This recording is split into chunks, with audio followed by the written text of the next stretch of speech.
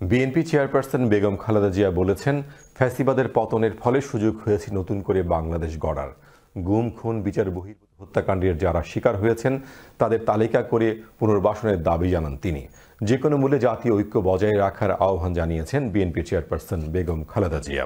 মঙ্গলবার রাজধানীর চীন মৈত্রী সম্মেলন কেন্দ্রে এক আলোচনা সভায় ভার্চুয়ালি যুক্ত হয়ে প্রধান অতিথির বক্তব্যে এসব কথা বলেন তিনি। প্রিয় দেশবাসী, আমাদের সামনে যে সুযোগ সৃষ্টি হয়েছে নতুন করে গণতান্ত্রিক ব্যবস্থাকে প্রাতিষ্ঠানিক রূপ দেওয়ার, তা আমাদের দ্রুত সম্পন্ন করতে হবে। কর্মসংস্থান সৃষ্টি করতে হবে, জনগণের নিরাপত্তা নিশ্চিত করতে হবে, সর্বোপরি বাংলাদেশের স্বাধীনতা সার্বভৌমত্বকে রক্ষা করতে হবে যে কোনো মূল্যে।